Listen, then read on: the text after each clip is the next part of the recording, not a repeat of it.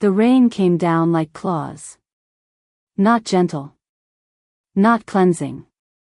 It carved through the night in cold, vicious sheets that turned the forest floor into a treacherous mud-slicked nightmare. And she ran through it, barefoot, her breath tearing from her lungs in ragged gasps that burned worse than the cuts scoring her arms and legs. Sable didn't know how long she'd been running. Time had fractured the moment the screaming started, the moment Alpha Corvin's enforcers kicked down her door and dragged her mother into the rain-soaked clearing where the entire pack had gathered like vultures circling carrion. She only knew that her feet were bleeding, that her thin dress clung to her like a second skin, and that somewhere behind her, the howls were getting closer. They were hunting her. Not because she'd done something wrong. Not because she'd broken pack law or challenged authority. They were hunting her because of what she was. What her bloodline carried. What her very existence threatened to expose. The Black Omega. The one the prophecies whispered about in hushed, fearful tones. The one who shouldn't exist. Lightning split the sky, illuminating the skeletal trees that clawed upward like the fingers of the damned, and in that brief flash of silver-white light, Sable saw it, the ravine. A jagged tear in the earth that dropped into darkness, the kind of darkness that swallowed wolves whole and never gave them back. She had two choices, face the ravine or face the pack. Her heart hammered against her ribs so hard she thought it might crack them. Behind her, the howls crescendoed, triumphant and savage. They'd caught her scent. They knew exactly where she was. Sable's mind raced, spiraling through memories she tried so hard to bury. Her mother's warnings, delivered in urgent whispers whenever they were alone, never shift in front of them, Sable. Never let them see what you truly are.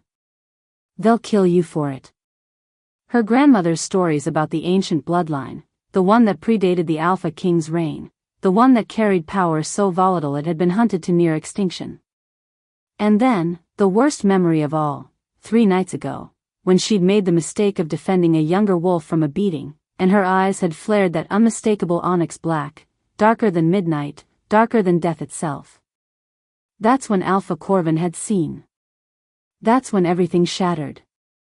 The enforcers burst through the tree line behind her, their massive wolf forms sleek and deadly in the storm. 6 of them. All teeth and muscle and killing intent. At the front ran Garrick, the Alpha's right hand, his silver-gray fur matted with rain, his amber eyes locked on her with the focus of a predator who'd already tasted victory. Sable's feet skidded in the mud as she reached the ravine's edge. Rocks tumbled over the side, disappearing into the void without a sound. No bottom. Or at least, none she could see. Nowhere left to run, Black Omega. Garrick's voice carried over the storm, rough and mocking even in its shifted form, that halfway state between man and beast that made the words sound like gravel scraping against bone.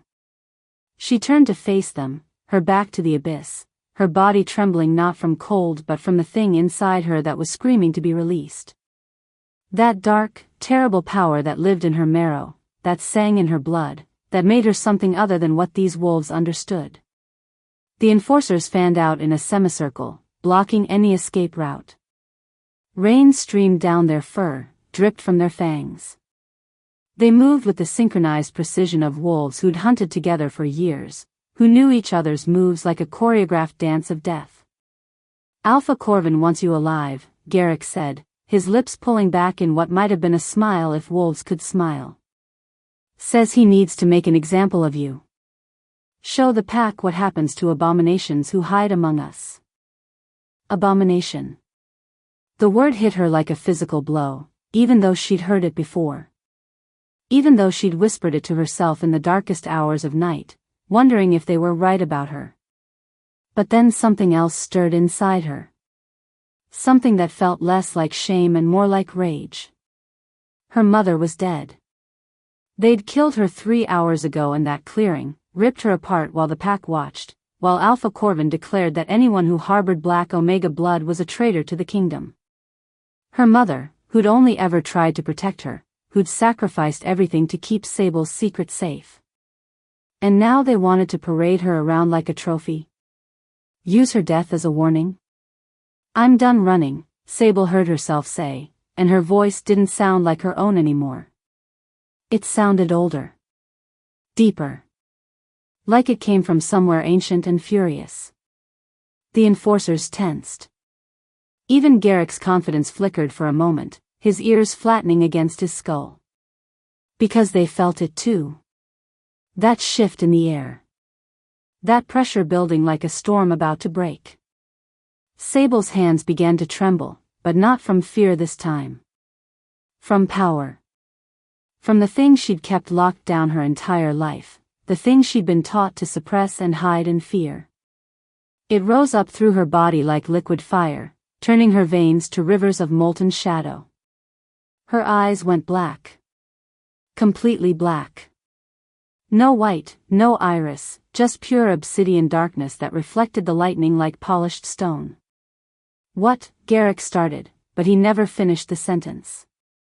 Because that's when she felt him. Someone else.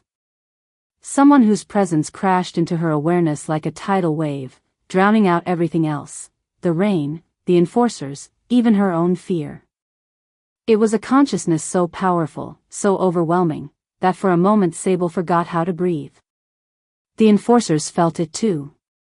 They whimpered, actually whimpered, and began backing away from her, their eyes rolling white with primal terror. And then he emerged from the darkness behind them. The Alpha King. Draven himself. He moved through the storm like he commanded it, like the rain and wind and lightning all bent to his will. His wolf form was massive, easily twice the size of Garrick, his fur so dark it was almost blue-black, and his eyes, those eyes were the color of winter ice, pale and merciless and absolutely ancient. Every wolf in that clearing dropped to their bellies in submission. Even Garrick, the proud enforcer, pressed himself flat against the mud, his head lowered, his throat exposed. But Sable didn't bow. Couldn't bow. Because she was too busy staring at the Alpha King, and he was staring right back at her, and something in that gaze felt less like threat and more like recognition. Leave, Draven said, his voice carrying over the storm without him even raising it. Pure Alpha command. Absolute authority. The enforcers didn't need to be told twice. They scrambled to their feet and vanished into the trees like smoke, abandoning their hunt, abandoning their orders, because when the Alpha King spoke, every other command became meaningless. And then it was just the two of them. Sable and Draven. The Black Omega and the Alpha King. Standing at the edge of an abyss with rain hammering down and lightning illuminating the space between them in flashes of silver fire. He shifted then, his massive wolf form melting and reforming until a man stood before her. Tall. Powerfully built. Dressed in dark clothing that clung to him like a second skin, soaked through from the rain. His face was sharp angles and hard lines, handsome in the way a blade is handsome, beautiful and dangerous. His hair was dark, pushed back from his face, and those pale eyes studied her with an intensity that made her feel stripped bare. You're the one, he said quietly, and it wasn't a question. Sable's power flared inside her, responding to his presence in a way that terrified her. Because it didn't feel like opposition. It felt like answer to call. Lock to key. Two halves of something that shouldn't fit together but somehow did. I don't know what you're talking about, she managed, her voice hoarse. A slight smile curved his mouth, but there was no warmth in it. Yes, you do. He took a step toward her. She took a step back, her heel touching empty air, reminding her exactly how close she was to falling.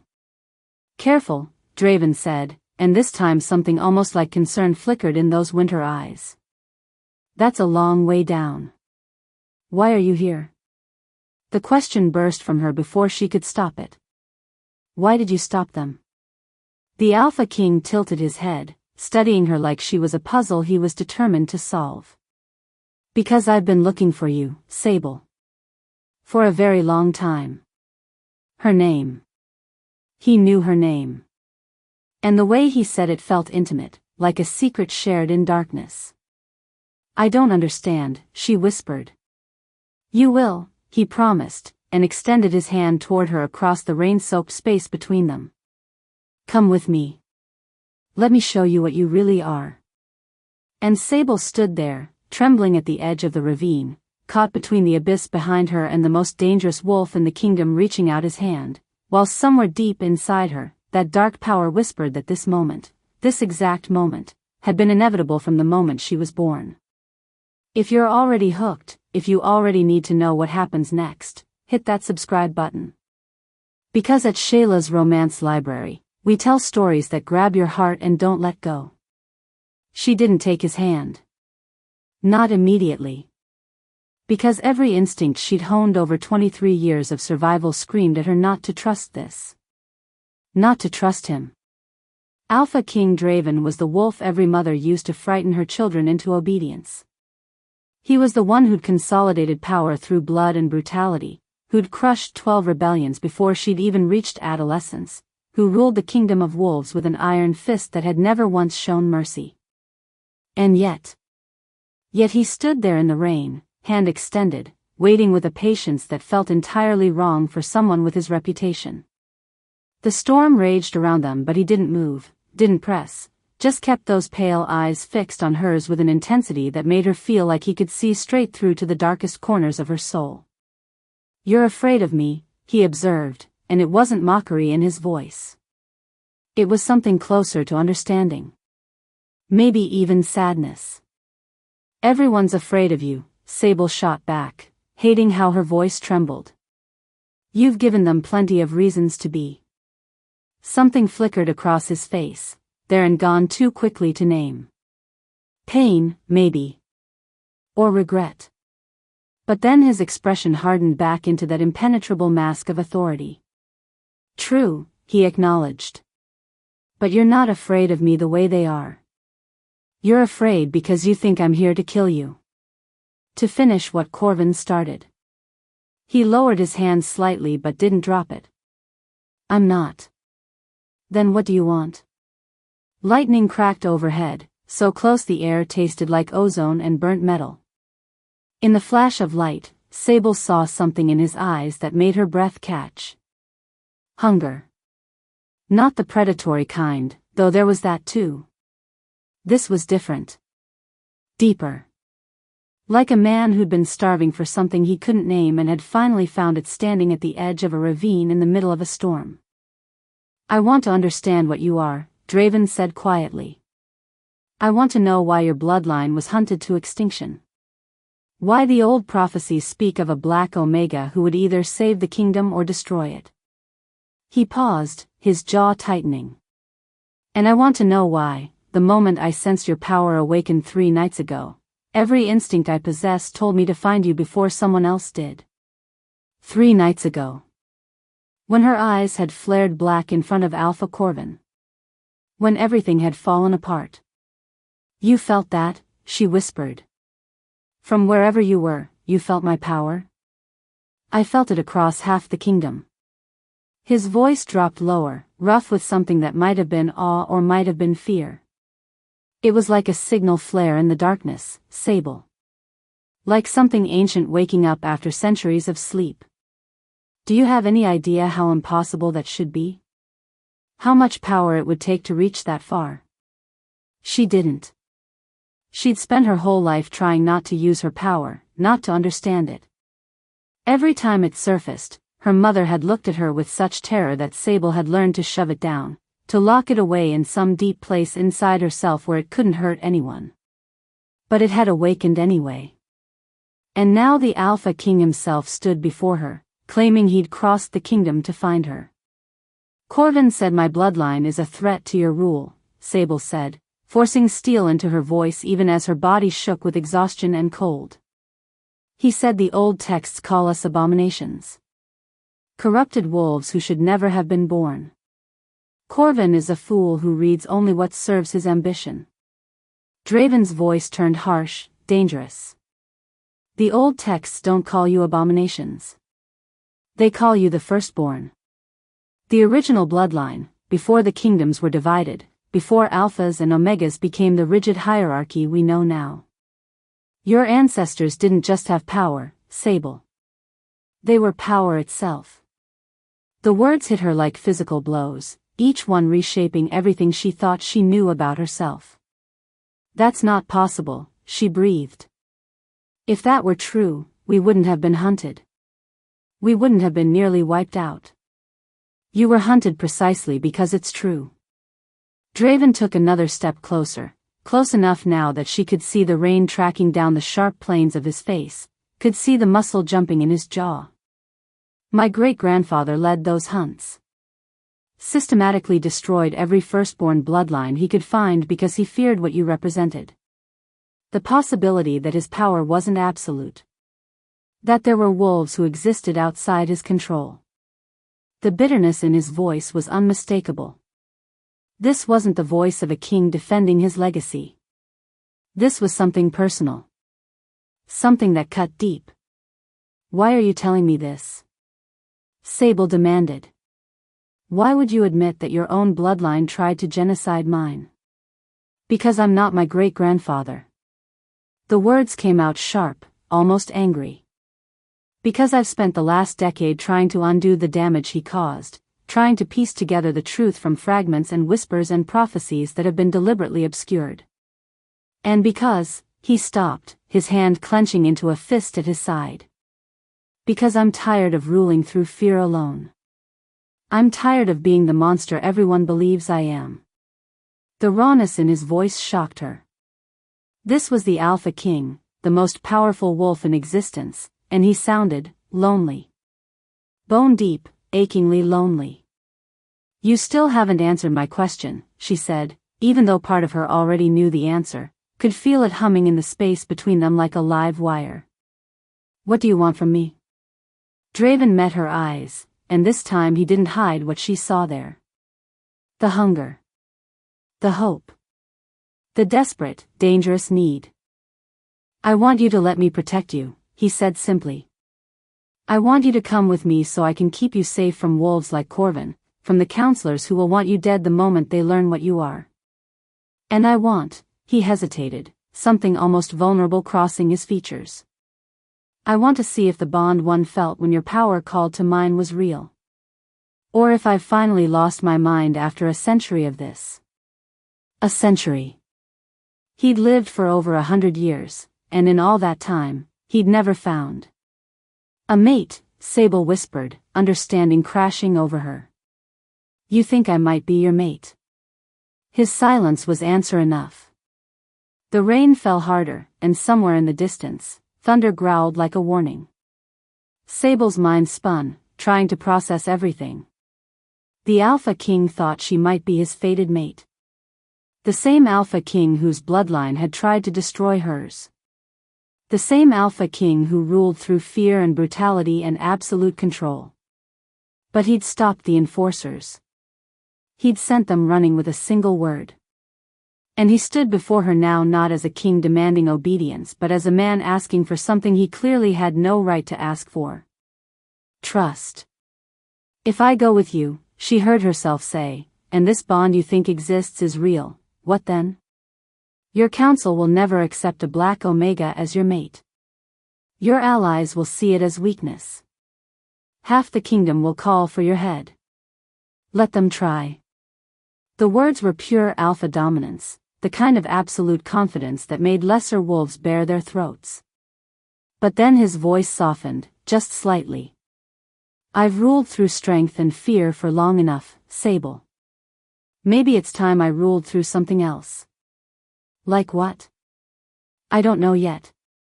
He smiled then, and it transformed his face, made him look younger, almost boyish despite the ancient weight in his eyes.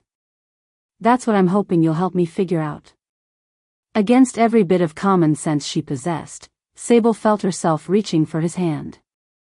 Not because she trusted him completely. Not because she believed this would end well. But because standing at the edge of this ravine, soaked through and exhausted and alone, she realized she had nothing left to lose. Her mother was dead. Her pack wanted her executed. And somewhere inside her, that dark power stirred with recognition every time she looked at Draven, like it had been waiting her entire life to find him. Their fingers touched, and the world exploded. Not literally. But the sensation was so intense it might as well have been.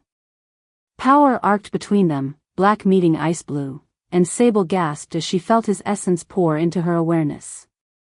Saw flashes of his memories, centuries of war, of loneliness, of making impossible choices that saved the kingdom while destroying pieces of his soul. Felt his bone-deep exhaustion and his desperate hope that maybe, just maybe, she could be the thing that made it all worthwhile. And he was feeling her too. She knew because his grip tightened, his eyes widening as he experienced her pain, her loss, her terror and rage and that small, stubborn core of strength that had kept her alive when everything else tried to break her. When the connection finally eased enough for her to breathe again, they were both shaking. That was, she started. The bond, he finished hoarsely. It's real. Holy gods, Sable, it's real. Before she could respond, before she could process what this meant, a howl shattered the night. Not one of Corvin's enforcers. This was different. Older. More dangerous. Draven's entire body went rigid, his head snapping toward the sound. We need to move, he said urgently, already pulling her away from the ravine's edge. Now. What was that? His jaw clenched. That was the Council's shadow wolves. They'd been tracking me since I left the capital. He met her eyes, and she saw genuine fear there for the first time. They're the ones I didn't tell about you. The ones who would kill you on sight. Another howl, closer now. Then another. They were surrounded. And Sable realized that being saved by the Alpha King might have just made her an even bigger target than before. They ran. Not like she'd run from Corvin's enforcers, desperate and blind with panic. This was different. Draven's hand wrapped around hers, steady and sure, guiding her through the darkness like he could see perfectly despite the storm. Maybe he could. He was ancient, after all. 100 years of hunting and being hunted would teach you how to navigate any terrain, any weather, any threat. The shadow wolves' howls echoed through the forest, coming from multiple directions now, circling them like a noose pulling tight. Sable's legs burned, her bare feet screaming in protest as they hit rocks and roots and thorns, but she didn't slow down. Couldn't slow down. Because those howls carried a promise of death that was somehow worse than what Corvin had planned for her. At least Corvin wanted her alive long enough to make a spectacle of her execution. The shadow wolves didn't sound interested in taking prisoners. Here, Draven said, pulling her sharply to the right, toward what looked like solid rock face.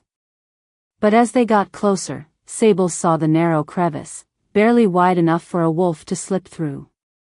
He released her hand just long enough to shift the rock aside, actually moved a boulder that must have weighed 300 pounds like it was made of paper, revealing a hidden cave entrance. Inside. Quickly. She didn't argue. The moment they were through, he pulled the boulder back into place with a grinding sound that set her teeth on edge. Darkness swallowed them whole, so complete she couldn't see her own hand in front of her face. Then light bloomed. Soft and blue-white, coming from Draven's palm. Not fire. Something else. Something that felt old and strange and made the air taste like winter. Alpha magic, she whispered, staring at the light dancing across his fingers. A gift from my bloodline. He moved deeper into the cave, the light revealing a space larger than she'd expected, with smooth walls that looked almost carved. We're safe here for now. The rock is threaded with silver ore. It masks our scent, dampens our power signature. The shadow wolves will search but they won't find us. Sable wanted to feel relieved. Instead, she felt trapped. Because now she was alone with the Alpha King in a cave that no one else could find, and the reality of what she'd done, taking his hand, trusting him, crashed over her like a physical weight. She backed against the far wall, her arms wrapping around herself as tremors overtook her body. Not from cold, though her soaked dress clung to her like ice. From shock. From grief. From the overwhelming impossibility of everything that had happened in the last few hours. "You're safe," Draven said quietly, staying near the entrance, giving her space. "I promise you, Sable. I won't let them hurt you. My mother is dead." The words came out flat, emotionless, because if she let herself feel them she would shatter completely. They killed her in front of the entire pack. Made everyone watch while they tore her apart because she protected me. Because she kept my secret. She saw his jaw tighten in the blue-white light. "I know. I felt it when it happened. Felt your grief spike across the bond, even though it hadn't fully formed yet. You felt that, but you didn't stop it." Anger flared hot in her chest, burning away the numbness. "You're the Alpha King. You could have saved her. You could have." "I was 300 miles away when it happened," he cut in, and his voice was rough with something that sounded like guilt. "By the time I reached Corvin's territory, your mother was already gone. I'm sorry, Sable. If I could have saved her, I would have." The sincerity in his voice deflated her rage, left her hollow. She slid down the wall until she was sitting on the cold stone floor, her knees pulled to her chest, and finally let herself remember. Her mother's face. Not as it had looked in those final moments, she refused to remember that, but as it had been throughout Sable's childhood. Tired, always tired, with worry lines etched deep around her eyes. But warm too. Loving. Fierce in her protection of the daughter she knew the world would fear. "She told me stories," Sable said quietly, staring at nothing. "When I was little, before I understood what I was. She'd tell me about our ancestors. The firstborn. She made them sound like heroes from legends. Wolves who could shift under the new moon, not just the full. Wolves whose power came from the earth itself, from something older than the kingdoms, older than the Alphas." Draven moved closer, slowly, like approaching a wounded animal. He sat down against the opposite wall, leaving a careful distance between them. The light still glowed from his palm, casting strange shadows across the cave. "The stories are true," he said. "At least, the parts my scholars have been able to verify. The firstborn were the original shifters. Before the Alpha bloodlines rose to power, before the hierarchy was established, your ancestors were the ones who walked between the human and wolf worlds. They were respected. Revered, even. Then what happened?" Sable looked at him, needing to understand. "How did we go from revered to hunted?" His expression darkened. "Fear. Politics. The rise of the Alpha bloodlines meant consolidating power, and your ancestors represented something that couldn't be controlled. They didn't submit to Alpha dominance. Couldn't submit. It wasn't in their nature. So my great-grandfather and the other ruling Alphas decided that anything they couldn't control was a threat that needed to be eliminated. Genocide," Sable said flatly.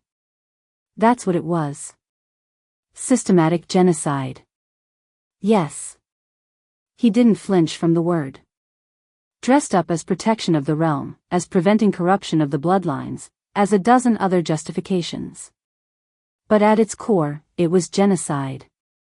And by the time my grandfather took the throne, it was too late to stop. The firstborn were scattered, hiding, dying out. He tried to offer amnesty but no one trusted it. Too much blood had been spilled. Sable pressed her palm against the stone floor, feeling the coolness seep into her skin. Her mother had been born into hiding. Had lived her entire life in fear, moving from pack to pack, never staying long enough to put down roots. Always watching. Always afraid that someone would see past the carefully constructed lies and realize what she was. "My grandmother was the last one to remember the old ways," Sable said softly. She died when I was 7, but before she passed, she made my mother promise to teach me. To make sure I knew where I came from. What I carried inside me. She laughed, but there was no humor in it. I used to think it was a curse. This power that I had to hide, that I couldn't let anyone see. I prayed to be normal. To be just a regular Omega who could blend in and live a quiet life. But you're not an Omega. Draven's voice was gentle but firm. Not in the way the kingdoms define it. The black eyes, the power signature, those mark you as something else entirely. Something the hierarchies can't classify because you predate them. She met his gaze across the cave. What am I, then? He was quiet for a long moment, his pale eyes studying her with that same intensity that made her feel exposed and seen all at once. I don't know the full answer yet. But I know this, when your power awakened 3 nights ago, every ancient ward in the capital flared to life. Protections that haven't activated in 2 centuries suddenly blazed bright enough to wake half the court. The scholars went mad trying to figure out what had triggered them. And you knew it was me. I suspected. The wards only respond to firstborn magic, and we thought that bloodline was extinct. When I felt the pull toward you, he trailed off, running a hand through his wet hair. It was like every cell in my body knew exactly where you were. Knew I had to reach you before anyone else did. Sable's chest tightened. The bond. He kept coming back to the bond, this impossible connection that apparently transcended centuries of enmity between their bloodlines. My mother warned me about alpha bonds, she said quietly. Told me that for wolves like us, bonding could be dangerous. That our power would try to merge with an alpha's, and the alpha would either try to dominate it or would be consumed by it. She said it had happened before. Said it was one of the reasons the firstborn were hunted, because when we bonded with powerful alphas, the offspring were too powerful. Too unpredictable. Draven's expression shifted into something complicated. Not quite fear, but close. Is that why you're afraid? You think I'll try to dominate your power? I think you're the Alpha King, she said bluntly. I think control is in your nature. And I think this power inside me has spent 23 years locked in a cage, and it's angry. It wants out. It wants to burn everything that's hurt me. She looked down at her hands, remembering the way they'd trembled with barely restrained energy when the enforcers had cornered her. I don't know if I can control it. And I definitely don't know what happens if your power and mine try to occupy the same space. Then we figure it out together. He said it like it was simple. Like they hadn't just met. Like the fate of the kingdom wasn't potentially hanging in the balance. You're insane, she breathed. Do you understand what you're risking? If the bond is real and it goes wrong, it could kill us both. At minimum, it could destroy your control over your own power. You'd lose everything you've built. I know. His voice was calm. Certain. But I also know that for the first time in a century, I don't feel alone. For the first time since I took the throne, I feel like there might be a purpose to all of this beyond just survival and maintaining order. You make me feel. He stopped, his jaw working like he was struggling to find words for something he'd never had to articulate before. Human. You make me feel human again, Sable. Like I'm more than just a title and a burden and a legacy of violence I didn't ask for. The vulnerability in his admission hit her harder than any declaration of power could have. Because this wasn't the Alpha King speaking. This was just Draven. A wolf who'd lived too long, carried too much, and had somehow convinced himself that she, broken, hunted, terrified, might be the answer to a loneliness he'd been drowning in for decades. I don't know how to be what you need, she whispered. I don't even know how to be what I need. Then we learned together. He extended his hand again, palm up, an offering. No promises beyond this moment. No grand declarations. Just, don't face this alone. Let me stand with you. Sable stared at his hand, at the light still glowing softly from his palm, illuminating the scars that marked his skin. Battle scars. Wounds from 100 years of war and sacrifice and impossible choices. She thought about her mother's final words, shouted across the clearing as the enforcers dragged Sable away. Run, baby. Run and don't look back. Don't let them make you afraid of what you are. Maybe accepting Draven's help wasn't weakness. Maybe it was the first step towards stopping the running. Towards standing and fighting and finally claiming the power that had terrified her for so long. She reached out and took his hand. The bond flared again, gentler this time but no less profound. And in that moment, Sable understood something that both thrilled and terrified her. Whatever happened next, whatever battles they faced, she would never be invisible again. The Black Omega had been found. And the world was about to learn exactly what that meant. They stayed in the cave until dawn. Not sleeping. Neither of them could sleep with the shadow wolves prowling somewhere outside, with the bond humming between them like a living thing, with too many questions and not enough answers pressing down on both their minds. Draven had conjured more of that strange alpha light, enough to illuminate the entire cave, and Sable had finally gotten a good look at where they'd taken refuge. The walls weren't just smooth, they were carved. Intricate patterns spiraled across the stone, symbols she didn't recognize but that made something deep inside her resonate with recognition. Like a song she'd heard once, long ago, and had almost forgotten. "Do you know what this place is?" she asked, running her fingers over one of the carvings. The stone was warm under her touch, which didn't make sense. Stone shouldn't be warm this deep underground. Draven stood near the entrance, his body tense, listening for any sign of pursuit. But at her question, he turned, his eyes tracking to where she touched the wall. His expression shifted into something between awe and concern. "It's a sanctuary," he said quietly. "One of the old ones. I didn't realize. I was just looking for shelter. I didn't know we'd find this." "A sanctuary for what?" He moved closer, studying the carvings with an intensity that suggested he was reading them like text. "For the firstborn. These were sacred spaces, hidden throughout the kingdom, where your ancestors would come to connect with their power. To perform rituals. He paused, his finger tracing a particular symbol, a circle with what looked like flames radiating from its center. To awaken. The word sent a chill down Sable's spine. Awaken what? Their full potential. Draven's voice had gone soft, almost reverent. The firstborn weren't born with all their power. It came in stages, triggered by specific events or rituals. The black eyes you manifested, that's just the first stage. The scholar's text suggests there were at least 4 more levels of transformation. Sable pulled her hand away from the wall like it had burned her. "You're saying I'm not even fully awakened yet?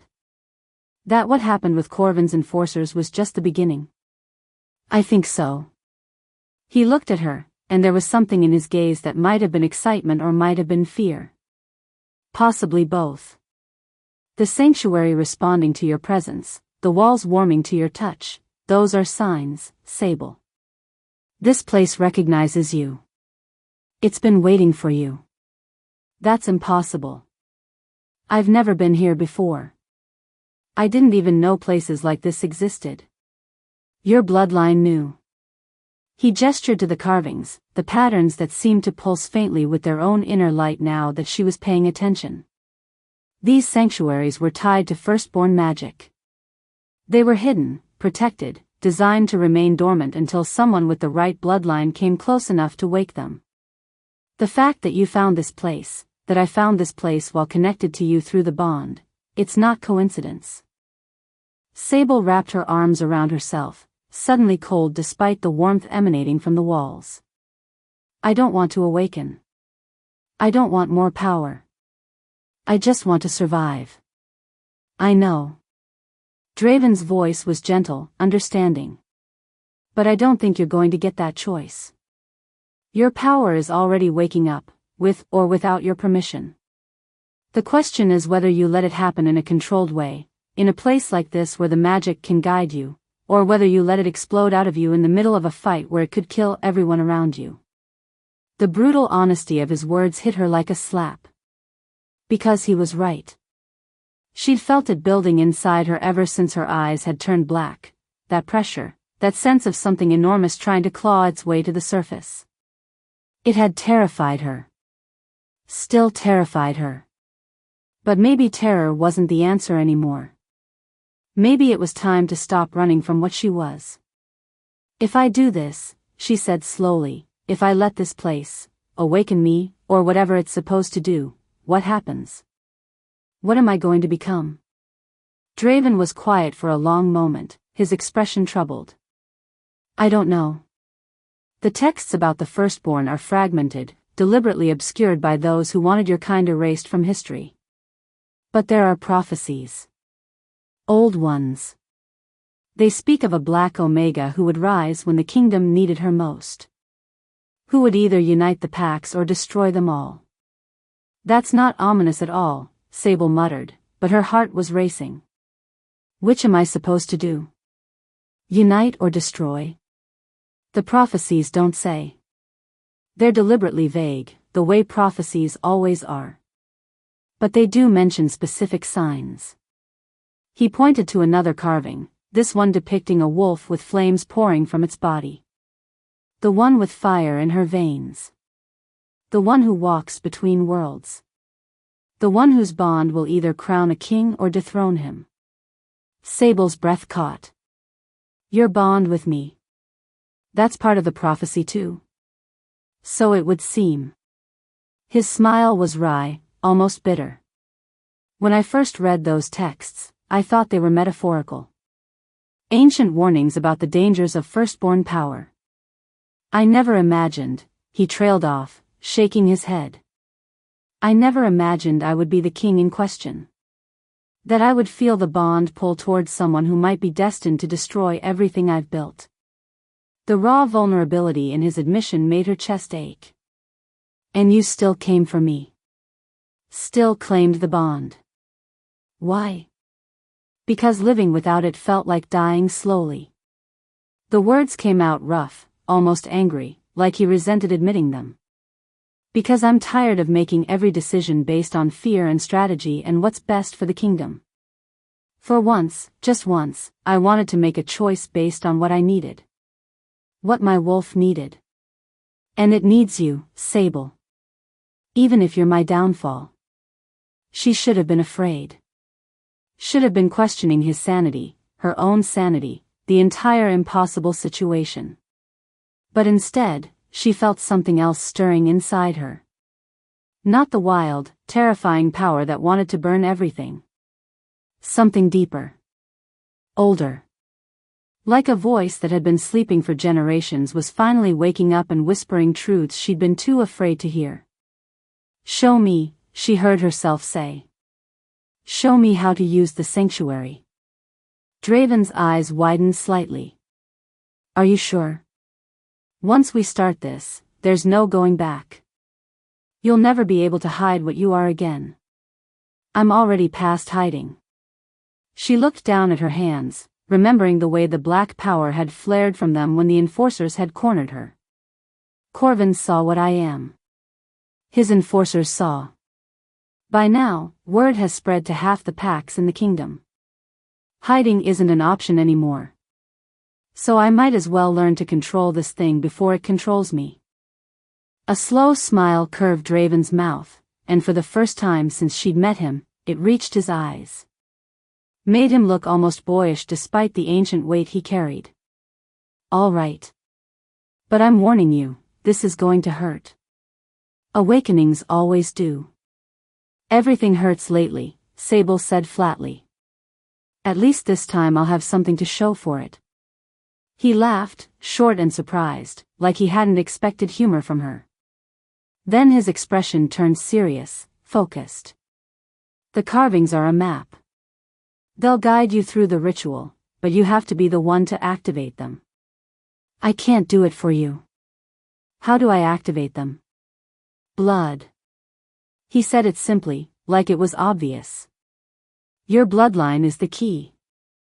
A few drops on the central altar should be enough to start the process. Of course it required blood. Why would ancient magical rituals ever be simple? Sable moved toward the center of the cave where the carvings converged into a circular pattern on the floor. In the middle sat a stone that looked different from the others, darker, smoother, with veins of something that might have been silver or might have been starlight running through it. The altar. She knelt beside it, her heart hammering so hard she could feel it in her throat. This was it. The moment everything changed. No more hiding. No more pretending to be something she wasn't. Sable. Draven's voice stopped her just as she was about to bite her palm. Whatever happens in there, whatever you see or feel, remember that I'm here. The bond connects us. If you need me, just reach for it and I'll pull you back. She nodded, not trusting her voice. Then she bit down hard on the soft flesh of her palm, tearing the skin until blood welled up, hot and coppery. She let 3 drops fall onto the altar stone. For a heartbeat, nothing happened. Then the world exploded into light. Not the gentle blue-white of Draven's alpha magic. This was different. Darker. The color of midnight and smoke in ancient forests that had never seen sunlight. The carvings on the walls blazed to life, each symbol burning with black fire that didn't consume, that simply was. And Sable felt herself falling. Not physically. Her body stayed kneeling beside the altar. But her consciousness plummeted down into something that felt like memory but couldn't be. Because these weren't her memories. They were older. They belonged to someone, something else. She saw wolves running under a moonless sky, their pelts shimmering with power that made the air itself shimmer. Saw a woman standing on a cliff edge, her arms raised, calling lightning from the heavens with nothing but her will. Saw battles fought not with tooth and claw but with pure magic, reality itself bending to the firstborn's command. And she saw the purge. Saw alpha armies descending on villages where the firstborn lived in peace. Saw children torn from their mothers. Saw the sacred sanctuaries burned and defiled. Saw her ancestors hunted like animals, their power stolen, their bodies displayed as warnings. The grief and rage that came with those visions nearly shattered her. She wanted to scream, to rage, to burn down everyone who had participated in that genocide. But then another voice cut through the chaos. Old. Female. Powerful. Child of ash and shadow. Child of fire and fury. You carry our legacy in your blood. Our pain in your bones. But you also carry our hope. The voice wrapped around her like a cloak, steadying her, anchoring her to something solid in the midst of all this chaos. The prophecy is real, little one. You are the last. The one who will choose. Unite or destroy. Crown or dethrone. Life or death. I don't want to choose, Sable gasped, though she wasn't sure if she was speaking aloud or just thinking. I don't want this responsibility. Then you will die, and our line will end with you. The choice is already made. The only question is which path you will walk. The visions shifted again, and this time Sable saw herself. But different. Older. Stronger. Her eyes were completely black, no white remaining, and flames, actual black flames, danced along her skin without burning her. She stood beside Draven, their hands clasped, and around them the entire kingdom knelt in reverence or fear. Unity. Power. A new order rising from the ashes of the old. Then the vision fractured, showing her another path. Herself standing alone, wreathed in fire, while the world burned. Draven lay dead at her feet, his throat torn out, and around them the kingdom was nothing but ash and screaming. Destruction. Vengeance. The complete annihilation of everything the Alphas had built. Both futures are real. Both are possible. You will choose with every action, every breath, every moment between now and the prophecy's fulfillment. Choose wisely, daughter of the firstborn. The fate of every wolf alive rests on your shoulders. The voice faded, the visions dissolved, and Sable crashed back into her body with a gasp that felt like drowning in reverse. Draven was there instantly, his hands on her shoulders, steadying her. Sable. Sable, look at me. Are you all right? She looked up at him, and his eyes widened. She didn't need a mirror to know what he was seeing. Could feel the power thrumming through her veins, hot and electric and terrifying. Her eyes had gone black again, but this time they stayed that way. This time, the power didn't recede. This time, the awakening had begun. And there was no going back. The power didn't fade. Sable had expected it to recede like it always had before, a brief flare and then back down into the depths where she could pretend it didn't exist. But this time, it stayed. Coursing through her veins like liquid fire, making every nerve ending sing with awareness. She could feel everything. The texture of the stone beneath her knees. The warmth of Draven's hands on her shoulders. The pulse of ancient magic still thrumming through the sanctuary walls. And beyond that, she could feel more. The forest outside, every tree and living thing within 100 yards, all of it connected to her through invisible threads. The shadow wolves prowling in the distance, their hunger and determination tasting like metal on her tongue. Even the earth itself, deep and patient and vast, acknowledging her presence in a way that made her feel simultaneously infinite and terrifyingly small. Your eyes, Draven said quietly, his thumb brushing her cheek. Not pulling away. Not afraid. Just observing. They're not flickering anymore.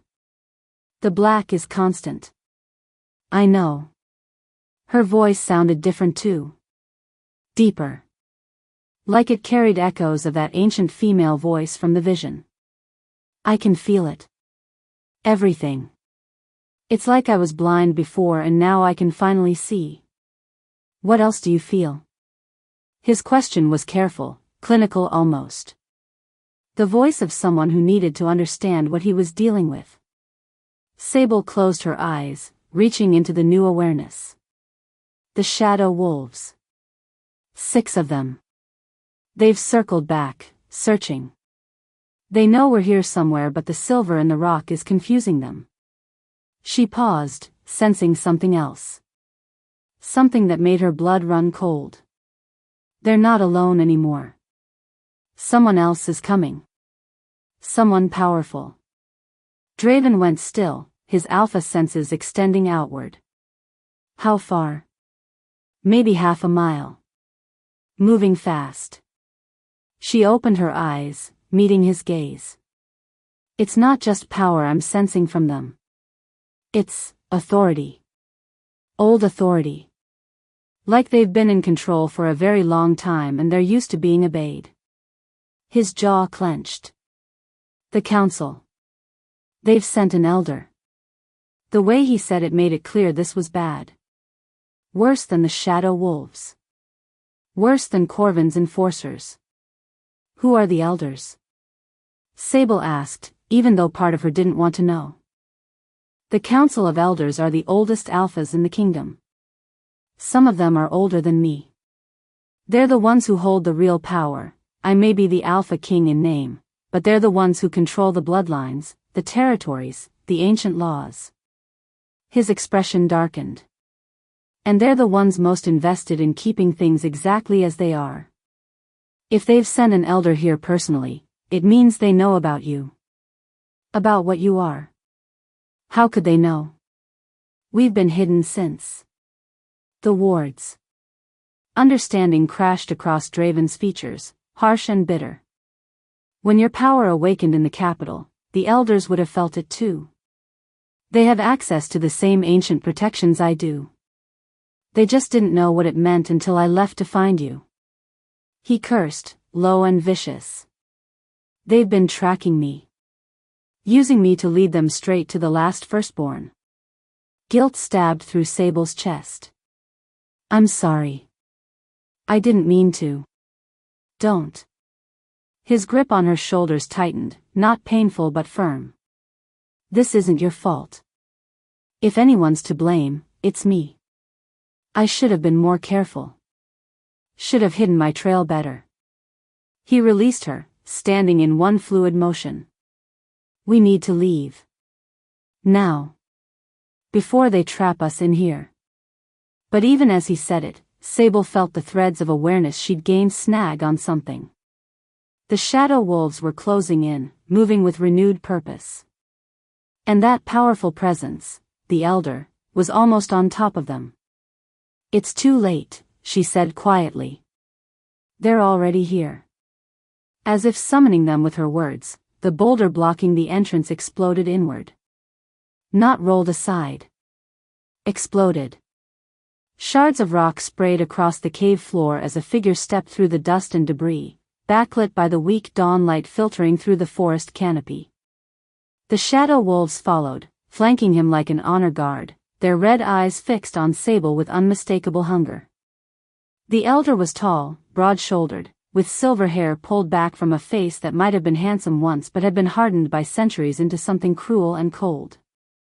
He wore traditional council robes, deep crimson edged with gold, and power radiated from him like heat from a forge. Not as overwhelming as Draven's, but old. Ancient. The kind of power that came from surviving longer than everyone else and learning how to use that survival as a weapon. Alpha King. The elder's voice was smooth, cultured, with an edge that suggested every word was chosen deliberately. How fortuitous. We've been searching for you since you left the capital without informing the council of your intentions. Draven moved to stand between the elder and Sable, his body language pure alpha dominance. Elder Stellan. I wasn't aware I needed the council's permission to travel within my own kingdom. Of course not. Stellan's smile didn't reach his eyes. But when the Alpha King abandons his duties to chase rumors of a supposedly extinct bloodline, the council becomes concerned. Particularly when those rumors prove to be true. His gaze shifted past Draven, landing on Sable with an intensity that made her skin crawl. Those eyes, pale gray, almost colorless, traveled over her like he was cataloging every detail. Assessing. Judging. Finding her lacking. The Black Omega, he said softly, and there was something in his voice that turned the title into an insult. I thought your kind had been properly dealt with generations ago. Yet here you stand, in one of the old sanctuaries no less, having undergone the first awakening if those eyes are any indication. He shook his head slowly, like a teacher disappointed in a wayward student. This is problematic. She's under my protection, Draven said, his voice dropping into that register of absolute authority. You will not touch her. Your protection. Stellan laughed, sharp and mocking. My dear boy, you don't seem to understand the situation. The council didn't send me here to ask your permission. We sent me here to clean up a mistake that should have been corrected a century ago. He gestured to the shadow wolves, who began spreading out, cutting off any potential escape routes. The firstborn are extinct for a reason. They were too dangerous, too unpredictable, too unwilling to submit to proper authority. Your great-grandfather understood this. Your grandfather and father understood this. But you, his lip curled. You've always been soft. Too concerned with reform and progress and other useless sentiments. Which is why the council has decided that your judgment in this matter cannot be trusted. Sable felt the rage building inside her, hot and fierce. This wolf, this ancient, entitled creature, was talking about genocide like it was pest control. Like her mother, her grandmother, all her ancestors who'd been hunted and killed were nothing more than problems to be solved. The black fire that had awakened in the sanctuary stirred in response to her fury, and she felt Draven tense as he sensed it through their bond. You want to declare me unfit? Draven's voice was dangerously soft. You think the council has the authority to overrule the Alpha King? When the Alpha King has been compromised by a bond to an abomination? Yes. Stellan said it without hesitation, without remorse. The bond can be broken, of course. We have wolves skilled in such things. It will be painful, but you'll survive. And once you're freed from her influence, once you can think clearly again, you'll understand that we did this for your own good. For the good of the kingdom. And what happens to her? Draven asked, though Sable suspected he already knew the answer. Stellan's smile was cold as winter. The same thing that happened to all the others. She dies. Quickly, if she cooperates. Slowly, if she doesn't. Either way, the firstborn bloodline ends today, and the kingdom returns to proper order. The shadow wolves crept closer, their muscles coiled to spring. Sable could feel their anticipation, their eagerness for violence. They'd been bred for this, hunting down threats to the council's power, eliminating anyone who didn't fit into the rigid hierarchy. There's 6 of them and 2 of us, she said quietly to Draven, her mind racing through options. Plus an elder who probably has centuries of combat experience. We can't fight our way out of this. I know.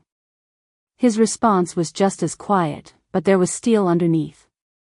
Which is why we're not going to fight. We're going to negotiate. Negotiate? She stared at him like he'd lost his mind. He just said he's going to kill me and break our bond. What exactly is there to negotiate? Everything. Draven stepped forward, his posture shifting from defensive to commanding. Elder Stellan. You're right that the council has concerns. Valid concerns about the implications of a firstborn's return. But killing her won't make those concerns go away. It will just ensure that we never understand what we're dealing with. What if there are others? What if the bloodline isn't as extinct as we thought? Wouldn't it be wiser to study this, to understand it, before resorting to the same brutal tactics that created this problem in the first place? Stellan's expression didn't change, but Sable caught the flicker of consideration in his eyes. You're suggesting we take her prisoner. Study her like some laboratory specimen. I'm suggesting we approach this with intelligence instead of fear, Draven countered. The prophecies speak of a Black Omega who could unite the kingdom or destroy it. What if we're standing at a crossroads? What if killing her is what triggers the destruction, not preventing it? It was a good argument. A smart argument. And for a moment, Sable thought it might actually work. Then Stellan's gaze sharpened, and she felt his power lash out, not at her but past her, toward the sanctuary walls where the carving still glowed with residual black fire. She's already undergone the first awakening, he said flatly. Which means she's already too dangerous to be allowed to live. The prophecies don't matter if we eliminate the threat before it can fully manifest. He raised his hand, and the shadow wolves tensed. I appreciate your attempt at negotiation, Alpha King.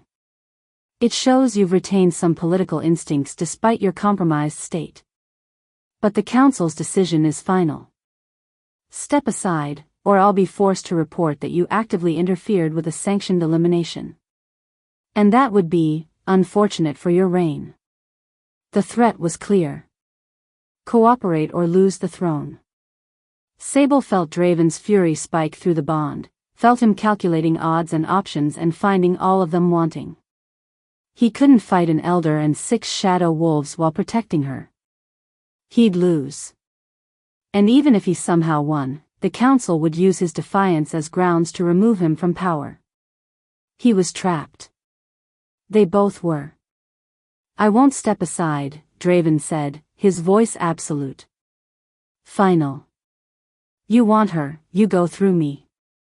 Stellan sighed, like this was tedious rather than tragic. So be it. Shadow wolves, take the king alive. Kill the abomination. The wolves launched forward as one, a coordinated strike designed to separate and overwhelm. And Sable felt something inside her snap. Not break. Snap into place. Like a lock finally finding its key.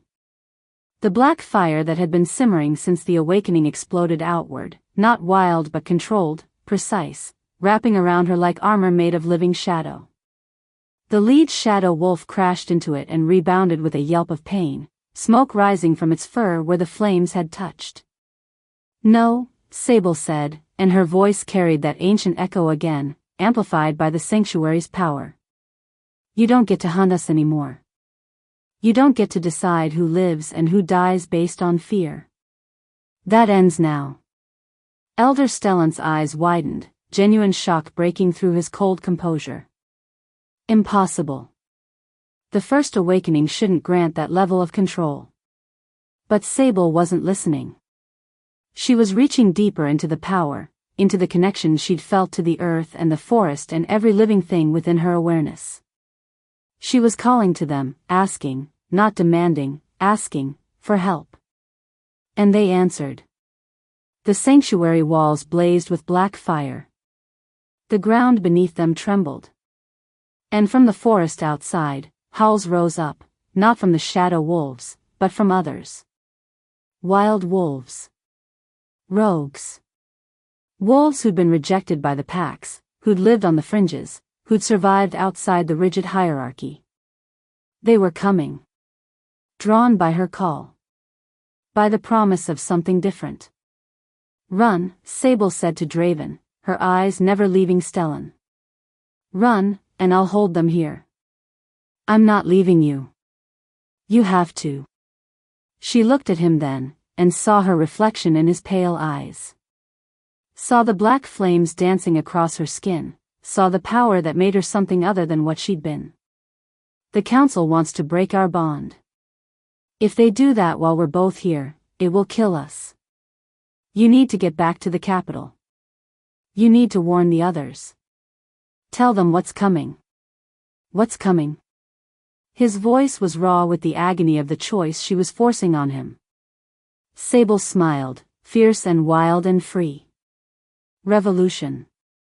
Then she pushed him, not physically, but through the bond, a surge of power that propelled him backward through the cave entrance and into the forest beyond. She felt his protest, his rage, his desperation to return. And she sealed the sanctuary behind him with a wall of black fire that nothing could cross. Now it was just her and Elder Stellan and the shadow wolves, and the ancient power that had finally stopped hiding. "You've made a grave mistake, girl," Stellan said, his own power flaring to life, gold and crimson and brutal. "You cannot win this fight." "Maybe not," Sable agreed, the flames around her intensifying. "But I can make sure you remember me. Make sure every wolf in this kingdom knows that the firstborn aren't extinct. That we're done being afraid." And as the elder and his wolves attacked, as Sable threw herself into a battle she might not survive, one thought echoed through her mind. She'd been running her whole life. Finally, she was standing and fighting back. And gods help anyone who got in her way. The battle lasted 3 hours. 3 hours of black fire against ancient alpha magic. 3 hours of shadow wolves lunging and retreating, their fur singed, their eyes filled with a fear they'd never known before. 3 hours of Elder Stellan throwing everything he had at her while Sable stood her ground in the sanctuary, drawing power from the earth itself, from the carvings on the walls, from something deep and primal that refused to let her fall. When it finally ended, Stellan retreated. Not defeated. But not victorious either. He'd lost 2 shadow wolves, consumed entirely by her flames when they'd pressed too hard, too fast. The others bore wounds that would take weeks to heal. And Stellan himself had a burn across his left arm that smoked even as he withdrew, his face twisted with fury and something that might have been respect. "This isn't over," he'd said, standing at the edge of the forest while Sable remained wreathed in protective fire. "The council will hear of this. They'll send more. Stronger." "Let them come," Sable had replied, and meant it. Now, hours later, the adrenaline had finally crashed. The black fire had receded back into her skin, leaving her trembling and exhausted. The sanctuary's power had dimmed, no longer blazing but settling into a gentle pulse that matched her heartbeat. And Sable sat alone in the cave, her back against the carved wall, wondering if she'd just signed her own death warrant. She'd sent Draven away. Pushed him through the bond with enough force that he couldn't resist. She'd felt his presence retreat through the forest, felt his anguish and rage and the bone-deep need to return to her.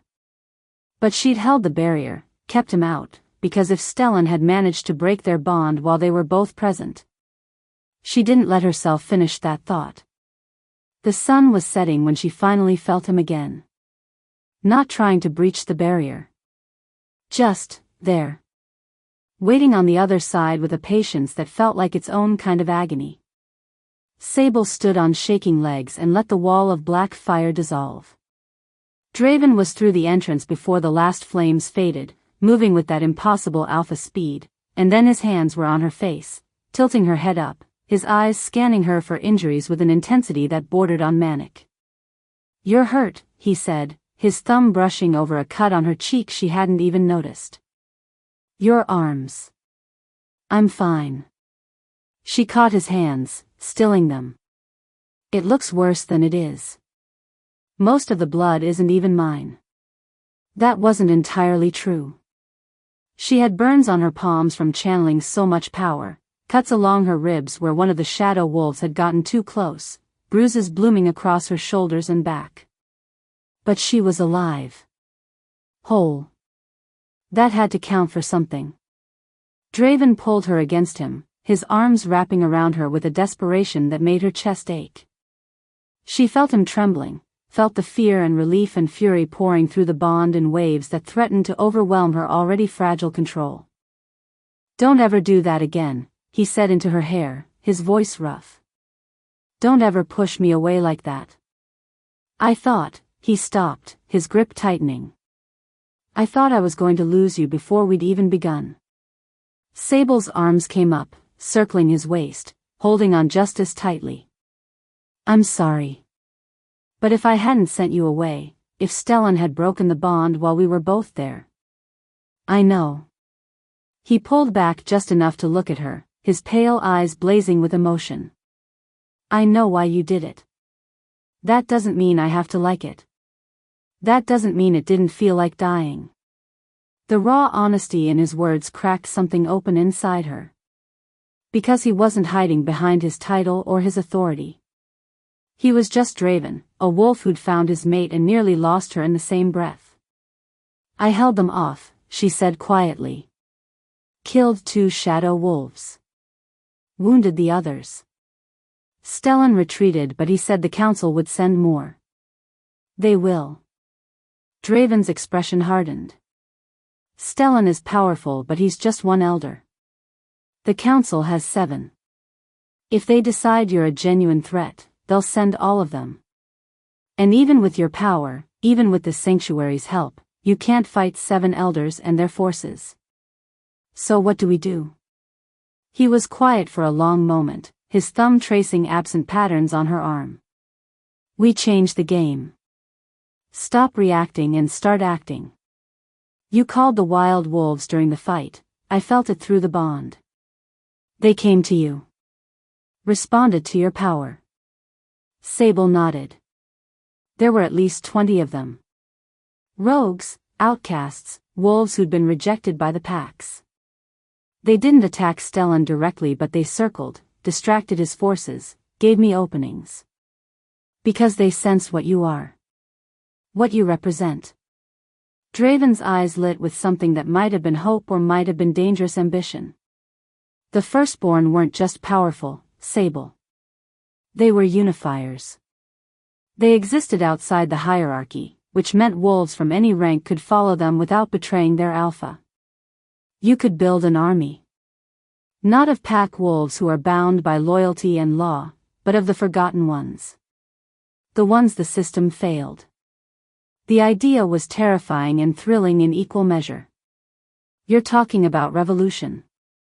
Real revolution. Not just me surviving but actively challenging the council's power.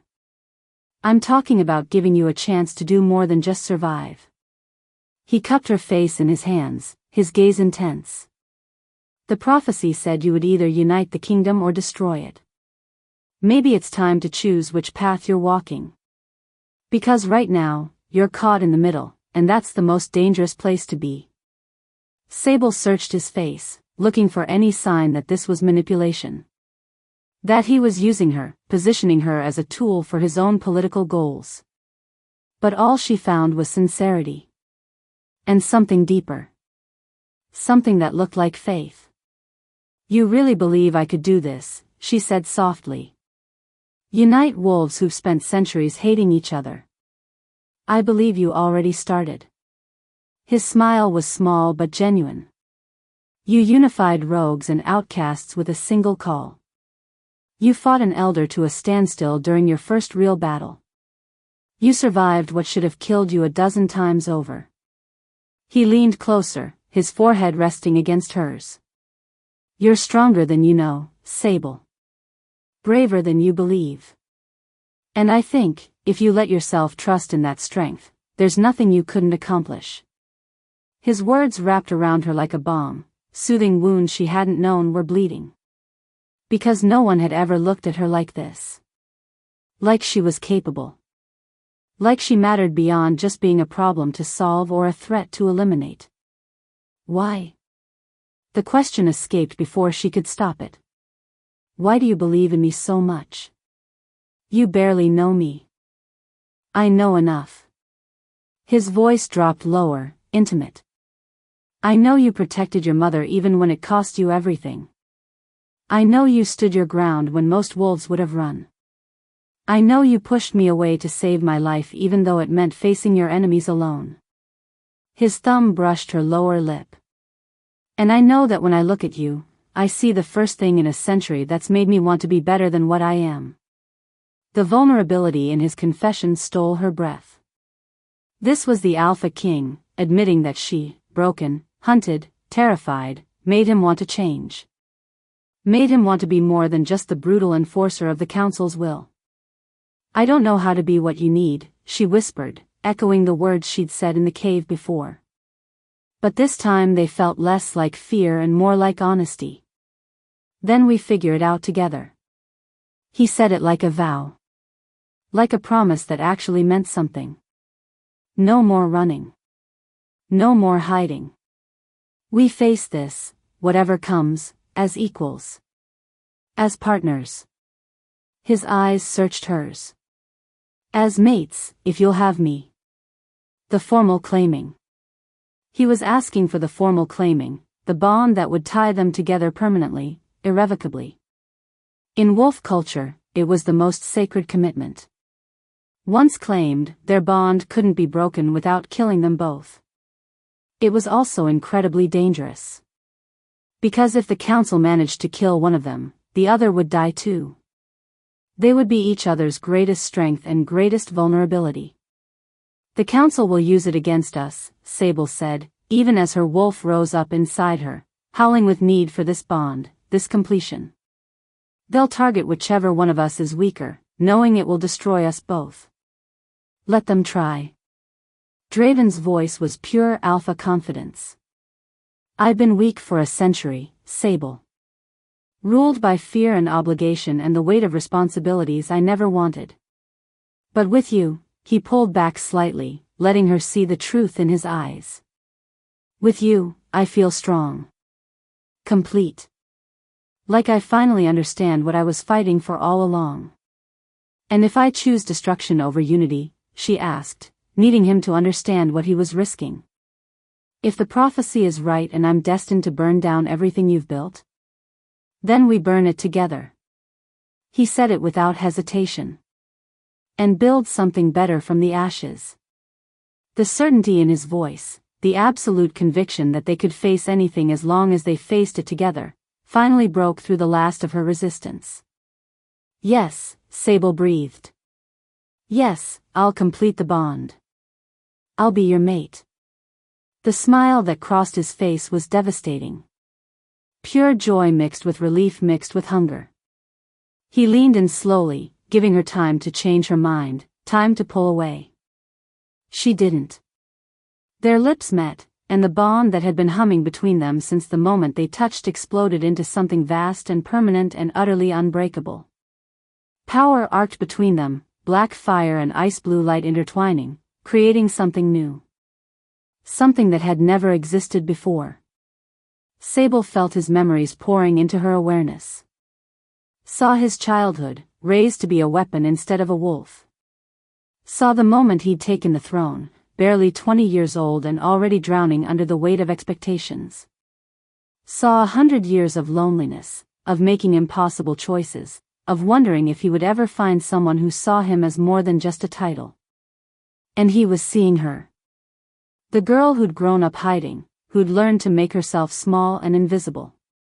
The daughter who'd watched her mother die. The wolf who'd spent 23 years believing she was broken, cursed, wrong. When the claiming bond finally settled, when they could breathe again, they were both crying. "I see you," Draven whispered against her lips. "All of you. Every scar, every fear, every beautiful, fierce piece of who you are. And I love it. I love you." The words should have terrified her. Should have felt too fast, too soon, too impossible. Instead, they felt like coming home. "I see you too," she replied, her hands fisting in his shirt. "And I think I might love you back.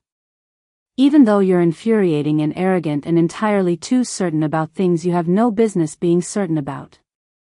He laughed, the sound bright and genuine, and kissed her again. Softer this time. Tender. Like they had all the time in the world instead of being hunted by the most powerful wolves in the kingdom. They stayed like that, wrapped in each other, as the last light faded from the sky. Tomorrow would bring war. Would bring the council's full fury crashing down on them. Would bring choices and battles and a prophecy that still loomed over everything like a sword waiting to fall. But tonight, they had this. Had each other. Had a bond that nothing could break and a love that had bloomed in the most impossible circumstances. And for now, that was enough. They had 3 days of peace. 3 days where Sable and Draven stayed hidden in the sanctuary, learning each other through the bond, planning their next move. 3 days where the wild wolves she'd called continued to gather in the forest outside, forming a protective circle around them. Rogues and outcasts who'd heard whispers of a black omega who didn't bow to alphas, who offered something different than the hierarchy that had rejected them. 3 days before everything shattered. It started with a howl. Not from the forest, but from inside Sable's mind. A warning shot through the bond from one of the wild wolves keeping watch. Someone was coming. Not shadow wolves this time. Something worse. An entire delegation. Draven felt it too, his body going rigid beside her. They'd been sitting by a small fire he'd built near the sanctuary entrance, sharing a meal of dried meat and berries he'd hunted for. Simple. Domestic. The kind of normalcy that felt precious because they both knew how fragile it was. "How many?" she asked, already on her feet. He closed his eyes, his alpha senses extending outward. When he opened them again, his expression was grim. 20 wolves. Maybe more. I recognize some of the power signatures, council members, their personal guards. But there's others I don't know. Wolves from the southern territories. The eastern packs. He met her gaze. They didn't come to negotiate, Sable. This is a war party. Her heart hammered against her ribs, but she forced herself to stay calm. They'd prepared for this. Had known the council wouldn't just give up after Stellan's defeat. The wild wolves? 43 at last count. They'll fight if we ask them to. His jaw tightened. But most of them aren't trained warriors. They're survivors, yes, but not soldiers. Against council guards. He didn't need to finish. The wild wolves would be slaughtered. Then we don't fight, Sable said, her mind racing. Not yet. We meet them. See what they want. Maybe they've come to talk. Draven's laugh was bitter. They sent a war party, Sable. 20 wolves. That's not a delegation. That's an execution squad. Then why so many? She grabbed his arm, forcing him to focus. Think about it. If they just wanted us dead, they would have sent more elders, more shadow wolves. A strike force designed to overwhelm us before we could react. But this, she gestured toward the forest where she could feel the approaching wolves. This is a show of force. They want something from us. They want leverage. Understanding flickered in his eyes, followed quickly by dread. They want me to surrender you. Make it look like I'm choosing the kingdom over the bond. Would you? The question escaped before she could stop it, small and vulnerable in a way that made her hate herself. His answer was immediate, fierce. Never. I'd burn the kingdom to ash before I let them take you. The certainty in his voice should have comforted her. Instead, it terrified her. Because that was exactly what the prophecy warned about. Destruction. The kingdom in flames. All because of a bond between wolves who should have been enemies. Before she could respond, a voice called out from the forest. Loud. Commanding. Familiar. Alpha King Draven. We know you're in there. The council requests your presence. Alone. Sable's blood ran cold. Because she knew that voice. Had heard it 1,000 times growing up, warm and paternal and safe. Alpha Corvin. The wolf who'd killed her mother. The wolf who'd ordered her execution. He was here. Draven's hand found hers, squeezing tight. Stay behind me. Whatever happens, whatever they say. I know. She squeezed back. Trust no one but you. They emerged from the sanctuary together, and Sable had to fight to keep her expression neutral when she saw the wolves assembled in the clearing. 20 was an undercount. Closer to 30 now, all of them in human form, all of them radiating power and authority. Council members in their formal robes. Pack alphas from across the kingdom. Even a few faces she didn't recognize, wearing armor marked with symbols she'd only seen in her mother's old books. The ancient families. The bloodlines that predated even the council. They'd sent everyone who mattered. And at the center of it all stood Corvin. He looked different than she remembered. Older, with new lines carved deep around his eyes and mouth. But his smile was the same. That practiced, politician's smile that had fooled her for years into thinking he cared about his pack, about the wolves under his protection. Sable. He said her name like they were old friends. Like he hadn't watched her mother die. You've grown. Powerful too, from what Elder Stellan reports. Your mother would be proud. The casual mention of her mother, spoken like Corvin hadn't been the one to order her death, made rage explode in Sable's chest. The black fire rose up, eager, hungry, wanting to reduce him to ash where he stood. Draven's hand tightened on hers. A warning. A reminder that they needed to hear what the council wanted before they started a war they might not win. Why are you here, Corvin? Draven's voice was pure alpha authority.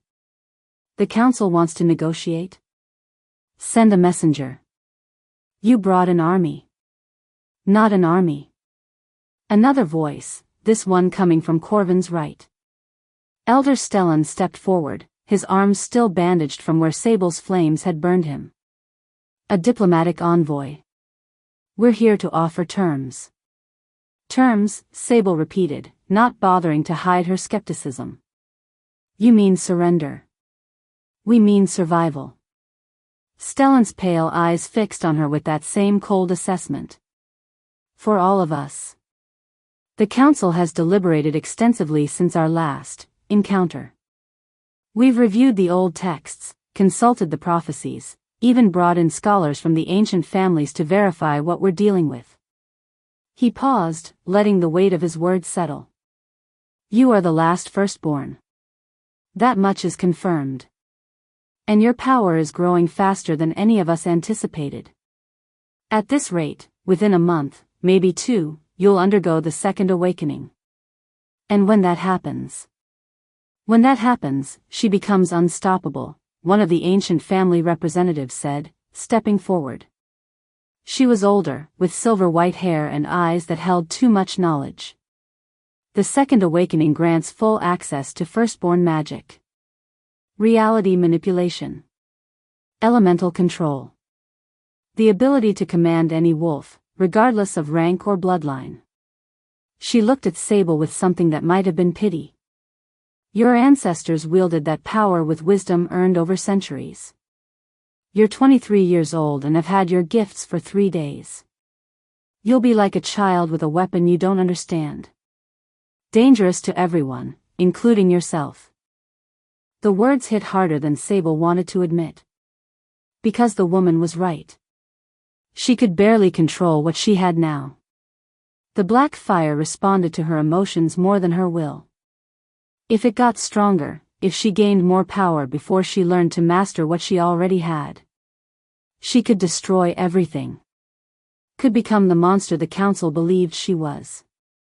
So you want to kill her before that happens, Draven said flatly. Eliminate the threat while she's still vulnerable. No, Corvin's voice cut through the tension, surprisingly gentle. We want to help her. Train her. The ancient families still have records, fragments of the old ways. We can teach her to control her power, to use it responsibly. To integrate her gifts into the kingdom's structure rather than letting them tear that structure apart. Sable's laugh was sharp, disbelieving. You want to train me? The same wolves who hunted my kind to extinction. Who killed my mother less than a week ago. You expect me to trust you? We expect you to be smart. Stellan's voice turned hard. Your mother's death was regrettable but necessary. She broke pack law by harboring you, by hiding what you were. Corvin acted within his rights as alpha. But you, he gestured to her, to the sanctuary behind them, to the wild wolves watching from the shadows. You haven't broken any laws. You've simply awakened to your heritage. If you submit to council authority, allow yourself to be properly trained and integrated, there's no reason you can't have a place in this kingdom. A respected place. As what? Sable demanded. Your pet firstborn? Trotted out when you need my power but kept on a leash the rest of the time? As a bridge, the ancient family woman said quietly. Between the old ways and the new. The firstborn existed outside the hierarchy, yes. But they also maintained balance. Kept the alphas from becoming too tyrannical. Kept the omegas from being completely powerless. You could be that again, Sable. You could help us build something better. The offer was tempting. More tempting than Sable wanted to admit. Because wasn't that what she wanted? To stop running. To find a place where she belonged. To use her power for something other than just survival. But then her eyes found Corvin again, and she remembered her mother's screams. And what about him? She pointed at Corvin, her voice shaking with barely controlled rage. What about the wolf who murdered my mother? Does he face justice? Or is his crime also regrettable but necessary? Silence fell over the clearing. The council members exchanged glances. Even Stellan looked uncomfortable. Corvin acted within pack law, he finally said. His actions, while harsh, were legal. Legal, Sable repeated, the word tasting like ash in her mouth. My mother is dead, butchered in front of her entire pack, and you call it legal. I'm sorry for your loss, Corvin said, and the worst part was that he sounded sincere. Truly. Your mother was a good wolf. But she made choices that put the entire pack at risk. I did what I had to do to protect them. You did what you had to do to eliminate a threat to your authority, Draven said coldly. Let's not pretend this was about protection, Corvin. You've been consolidating power in the Southern Territories for decades. Anyone who challenges you ends up dead or exiled. Sable's mother was just the latest casualty. Corvin's friendly mask slipped, just for a moment, revealing something harder underneath. Careful, Alpha King. You may be mated to her now, but that doesn't change the fact that you're speaking to a council-sanctioned Pack Alpha. Show some respect. Respect is earned, Draven shot back. And you lost mine the moment you killed an innocent wolf to cover your own fears. The tension ratcheted higher, violence crackling in the air like static before a storm. The council guards shifted, hands moving to weapons. The wild wolves in the shadows growled low, warning. And Sable stood in the middle of it all, torn between rage and pragmatism, between the desire for vengeance and the desperate hope that maybe there was a path forward that didn't end in blood. Then Stellan played his final card. There's something else you should know, he said, pulling a scroll from his robes. The council has been investigating your bloodline, Sable. Trying to understand how a firstborn survived when we thought they were all gone.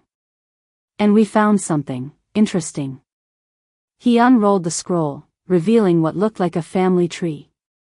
Names and dates and bloodline connections stretching back centuries.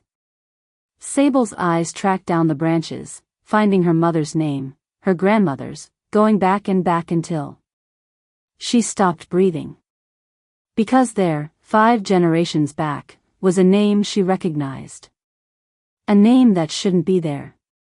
Couldn't be there. Kieran Shadowborn. Draven's great-grandfather. The Alpha King who'd led the firstborn purge. No, she whispered, but Stellan was already speaking, his voice carrying to every wolf in the clearing. Your great-great-great-grandmother was Leora Shadowborn. Kieran's younger sister. She was mated to one of the firstborn in secret, before her brother discovered what she was and had her executed for treason.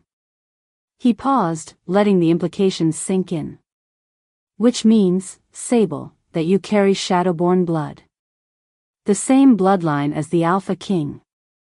The same bloodline as the wolves who tried to exterminate your kind. The world tilted. Sable's vision blurred, her mind refusing to process what she was hearing. She was descended from the monsters who'd hunted her ancestors. The blood of genocide ran through her veins alongside firstborn magic. She was the enemy and the victim all at once. You're lying, she said, but her voice was weak. Uncertain. I wish I were. Stellan's expression was almost sympathetic. But the records don't lie. You and the Alpha King aren't just mates, Sable. Your family. Distant, yes, but the connection is there. Which means this bond you formed isn't fate or destiny. It's just bloodline recognition. Your power calling to the only other wolves who share your ancestry. That's not, Draven started, but Corvin cut him off. It's true. We verified it with 3 separate bloodline seers. The bond you feel is real, but it's not what you think it is. It's not love. It's not even romantic. It's just 2 branches of the same corrupted family tree recognizing each other. He turned to Sable, his expression calculating. Which means you can break it. With proper training, proper guidance, you can sever the connection and choose a mate who isn't carrying the blood of your family's murderers. No. No, this wasn't right. Couldn't be right. Sable looked at Draven, desperate for him to deny it, to tell her the council was lying, manipulating them. But he wouldn't meet her eyes. You knew, she breathed, understanding crashing over her. You knew about the bloodline connection. That's why you came for me. Not because of fate. Because I was family. Because you could use me. No, Draven grabbed her shoulders, forcing her to look at him. I suspected a connection, yes. The way your power called to mine, it suggested shared ancestry. But I didn't know about Leora. Didn't know the specifics. And even if I had, his voice dropped, urgent and desperate. Even if I had, it wouldn't change how I feel about you. Family or not, bloodline or not, what we have is real, Sable. You have to believe that. But she was drowning. Drowning in betrayal and confusion and the horrible realization that everything she'd believed about the bond might be a lie. That the one person she'd trusted, the one connection that had felt pure and true, was built on blood and manipulation and secrets he'd kept from her. You should have told me, she said, pulling away from him. The moment you suspected, you should have told me. I didn't tell you because it doesn't matter. Frustration and fear bled into his voice. What difference does it make if we share ancestors? We're still mates. Still bonded. Still. It makes all the difference. The words tore from her throat, raw and agonized. Because now I don't know if anything between us is real. If I chose you or if I was just following some genetic imperative to bond with someone from my own bloodline. If you wanted me or if you just wanted to control the last firstborn before someone else got to her. Sable, please. But she wasn't listening anymore. Couldn't listen. The black fire was rising inside her, responding to her emotional turmoil, and she could feel it slipping out of her control. Could feel the second awakening that the ancient family woman had warned about starting to claw its way to the surface, triggered by this emotional devastation. You need to leave, she said, backing toward the sanctuary. All of you. Before I lose control and hurt someone. We're not going anywhere, Stellan said firmly. This is exactly what we warned about. Your power responding to emotion rather than will. Let us help you, Sable. Let us teach you before it's too late. I said leave. The shout came out with a pulse of power that sent every wolf in the clearing staggering backward. The ground cracked. Trees groaned. And the black fire erupted from Sable's skin, not protective this time but destructive, hungry, wanting to burn away the pain and betrayal and horrible truth. The wild wolves scattered. The council guards drew weapons. And Draven stood frozen between two impossible choices, his mate or his kingdom. Sable didn't wait to see which he would pick. She turned and ran into the sanctuary, sealing it behind her with a wall of flame so intense it turned the stone around it molten. And as she collapsed in the center of the carved circle, as the second awakening began to tear through her body like lightning through flesh, one thought echoed through her shattered mind. She was completely, utterly alone. And maybe she always had been. The second awakening felt like dying and being reborn at the same time. Sable's body convulsed on the sanctuary floor, every nerve ending on fire as the firstborn magic tore through her in waves that threatened to shred her apart from the inside out. The carvings on the walls blazed so bright they burned afterimages into her vision. The ground beneath her cracked and reformed, responding to power she couldn't control, didn't understand, could barely contain. And through it all, she could feel Draven on the other side of the barrier. Feel his panic and desperation bleeding through the bond as he threw himself against her flames over and over, trying to reach her, trying to help even though she'd shut him out. Even though she'd told him to leave. He lied to you, the pain whispered. He knew about the bloodline and he kept it from you. Used you. But another voice, quieter but steadier, pushed back. He came for you when no one else would. Stood between you and death. Claimed you as his mate knowing it would cost him everything. She didn't know which voice to believe anymore. The visions came then, crashing over her like a tidal wave.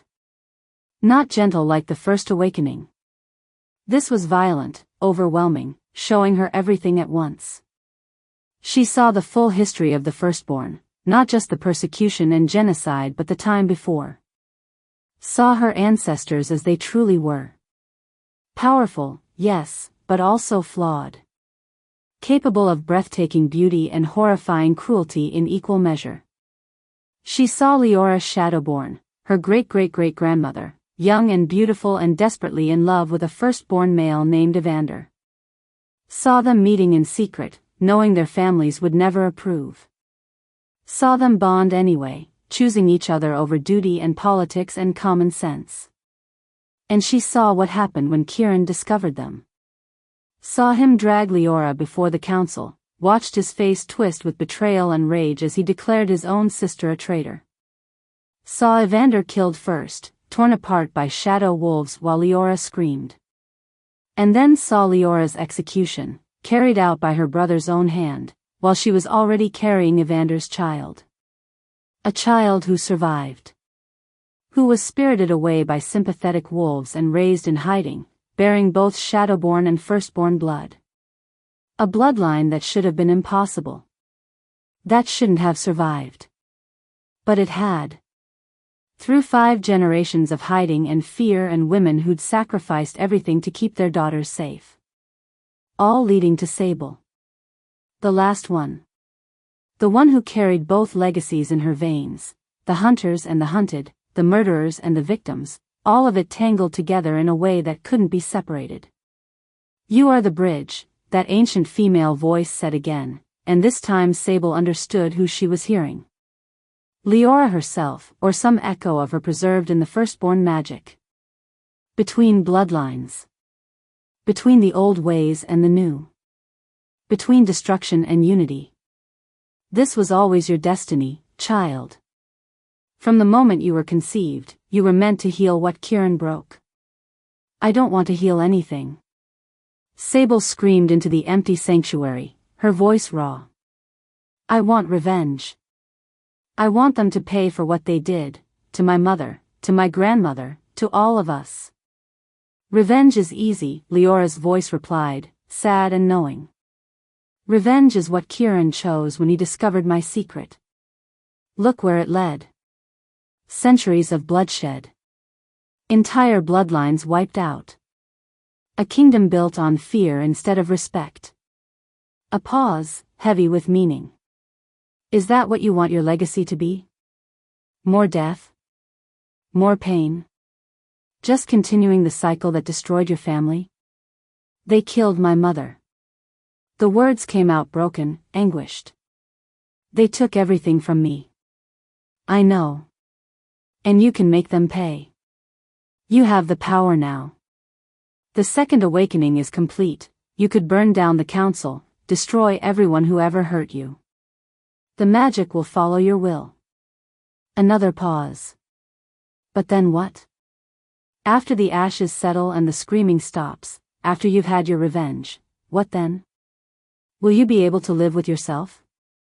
Will you be able to look at Draven, who carries Kieran's blood just as surely as you do, and not see the enemy? Sable didn't have an answer. Couldn't find one in the chaos of her mind. Choose carefully, daughter of 2 bloodlines. Because this choice isn't just about you. It's about every wolf in this kingdom. Every outcast and rogue who's been watching you, hoping you might offer them something better than what they've known. Every young wolf who will be born in the next century, who will inherit the world you create today. The visions faded, leaving Sable gasping on the floor as the last of the awakening fire burned through her system. When she finally managed to open her eyes, she saw her reflection in the polished stone of the altar. Her eyes were still black. But now they held stars. Literally, tiny points of light that moved and swirled like galaxies trapped in obsidian.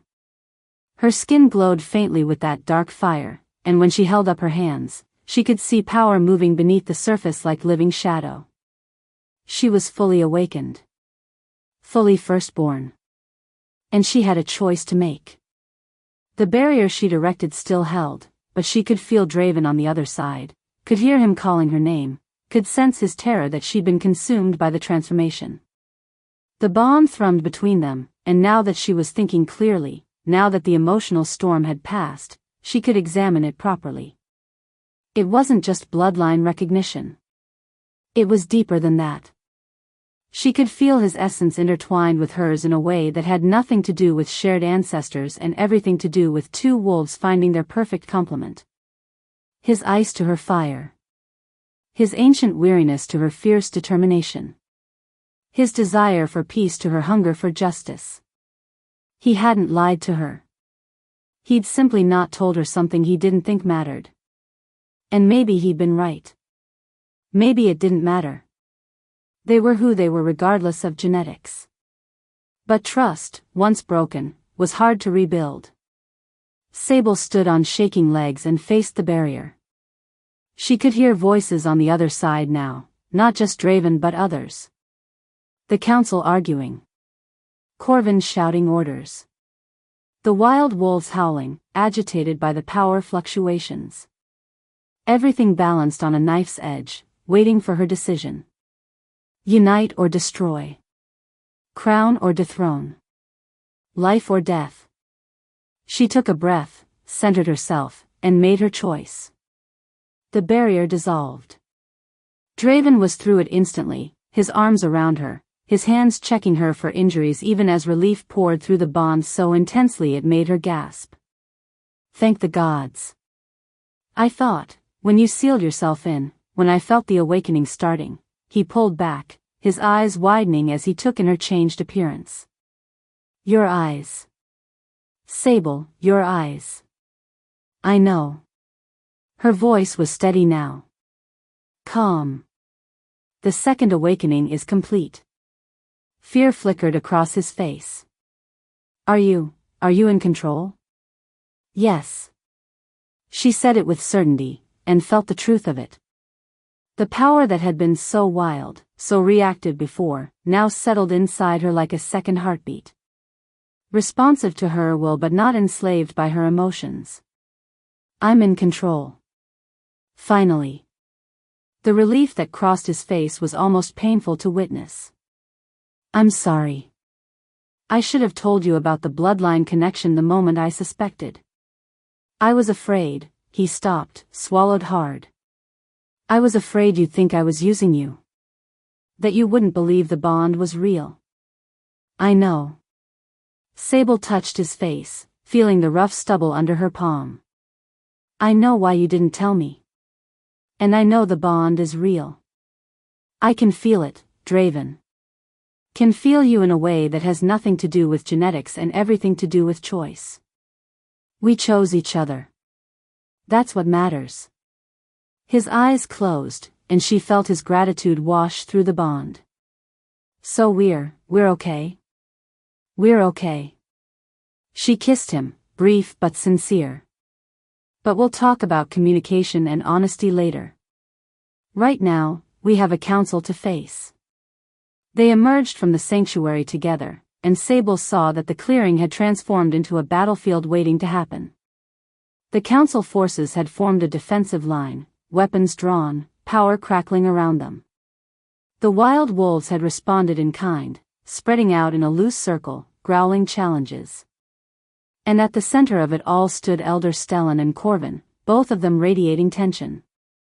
Stand down, Sable called, her voice carrying with a power that made every wolf in the clearing flinch. All of you. No one fights today unless I say so. You don't have the authority, Corvin started, but Stellan held up a hand, silencing him. Let her speak. The elder's pale eyes assessed her, and she saw recognition there. Understanding. He knew what she'd become. Knew what the second awakening meant. You've completed the transformation. You're fully firstborn now. I am. Sable walked forward, Draven at her side, until she stood halfway between the two forces. Which means I have a choice to make. The prophecy spoke of unity or destruction. I can raise these wild wolves as an army and burn down the council for what you've done. What you've taken from me.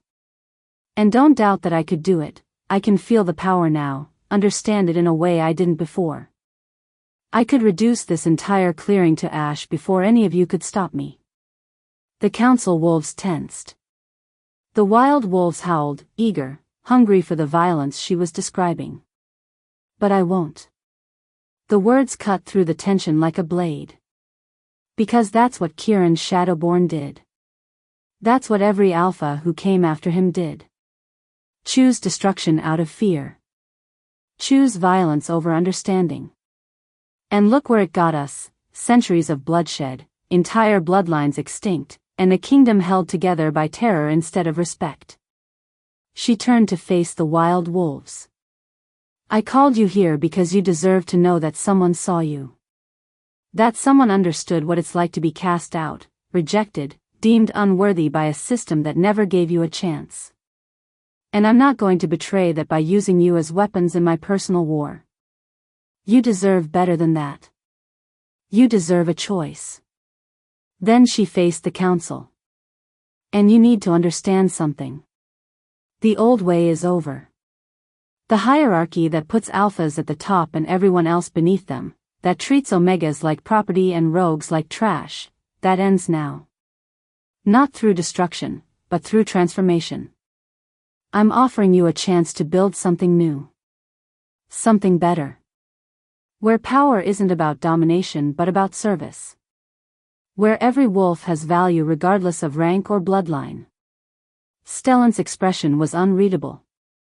And if we refuse? If the council decides your vision is too dangerous?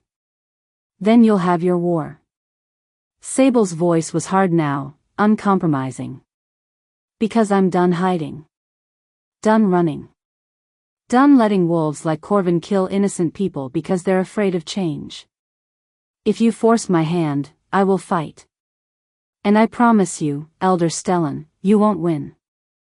Not against a firstborn who's learned to control her power. Not against every outcast and rogue who's been waiting for someone to stand up for them. Not against the Alpha King who's finally found something worth fighting for besides just survival. Draven stepped forward, his hand finding hers. A united front. She's right. The council's time is over. But that doesn't mean it has to end in blood. Work with us. Help us build something new.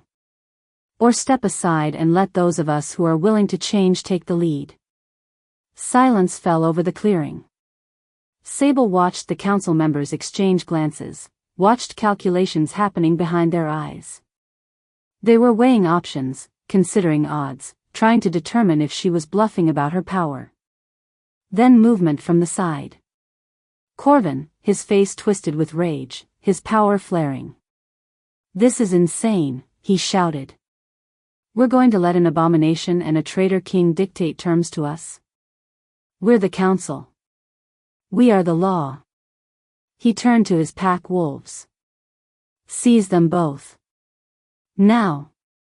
But no one moved. Because Sable had learned something during the Second Awakening. Something about firstborn magic that the council didn't know. She couldn't command pack wolves.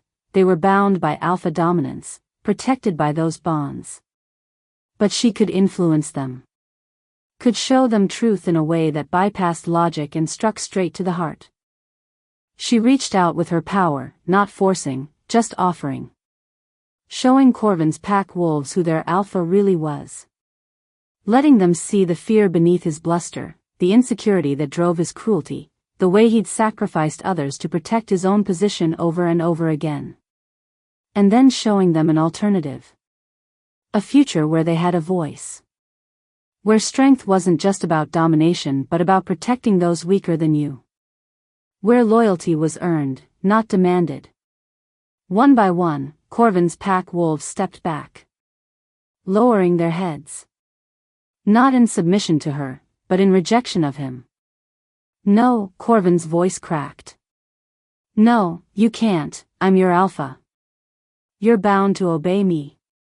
Alpha bonds can be broken, one of his wolves said quietly. An older female with scars marking her muzzle. When an alpha proves himself unworthy. When he betrays the trust we placed in him. She met Corvin's eyes steadily. You killed Sable's mother for your own political gain. Called it protection but it was just murder. And we stood by and let you because we were afraid of what you'd do if we challenged you. But we're not afraid anymore. Corvin's power flared, desperate, trying to force submission through sheer dominance. It didn't work. Because submission only works when those beneath you believe you're worthy of it. And Corvin had just lost that belief. He stood alone, abandoned by his pack, facing the consequences of decades of cruelty and manipulation. And in his eyes, Sable saw not just rage but fear. The same fear that had driven Kieran Shadowborn to genocide. The fear that had perpetuated the cycle of violence for centuries. She could kill him. Should kill him, probably, after what he'd done to her mother. The wild wolves wanted it. She could feel their bloodlust through the connection she'd formed with them. Even Draven wouldn't stop her if she chose vengeance. But Leora's words echoed in her mind. Is that what you want your legacy to be? No, Sable said, and she wasn't sure if she was answering Leora or the wolves or herself. No more killing. No more revenge. That's the old way. The way that destroyed everything worth preserving. She looked at Corvin, and felt nothing but pity. You're stripped of your alpha status. Your pack is free to choose a new leader. And you'll face trial for your crimes, real trial, not council justice where power determines outcomes. If you're found guilty, you'll serve whatever sentence they decide.